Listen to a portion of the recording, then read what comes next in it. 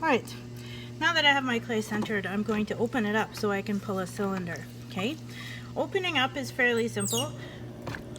Clay is nicely centered all the way. The lump of clay, whatever size this is going to be whatever the base of your cup that's going to sit on the table, your cup or your vase or your plate, whatever size this lump is, that's the part that's going to touch the table. Okay, so you can make it wider by pressing it out, having a wider base, or you can make it come in so you have a smaller base sitting on the table. So I want to make a mug, so that's the base on the table. First thing I'm going to do is with my thumb, notice how I'm always sort of elbows anchored on something solid, nice wet fingers, and I'm holding this hand with this hand, nice and steady. I'm going to find that center, make a little divot. Then what I'm going to do is I'm going to find the center. Okay, so my finger's not turning at all. I'm going to go slightly to the right of center and start pressing down. I keep my sponge in this hand so that when I need some more water, when it gets sticky, I can just give it a little bit of a squeeze.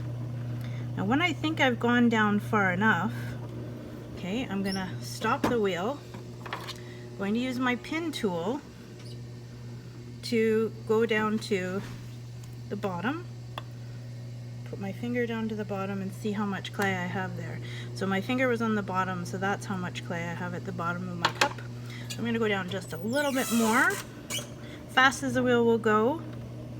And then once I'm down as far as I want to go, I'm going to use whatever finger I feel is the strongest. I'm going to brace it with my other hand, and I'm going to pull this finger here towards myself to open up the flat bottom to the cup. Trying to keep everything as stable as I possibly can so I'm not throwing it off center as I pull out. Now as I pull out, I'm pulling straight across the bottom so I get a nice flat bottom to my cup. Now this part's really important. You're going to take your finger and you're going to compress the bottom.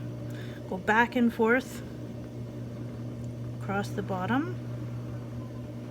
I don't think I've got it quite wide enough, so I'll widen it a little bit more. Then I'm going to compress that base. Compressing the base, I'm just pressing down at the bottom, making it nice and even and flat. And compressing it makes it not crack when it dries. Always pick up the water from the base. You can get as much water as you want down there, but you don't want the water to sit down there, because if it sits down there, your base will get spongy and it will crack as it dries. So I'm going to collar it in a little bit, just with my hands like this, push it in. Okay, and that's opening up.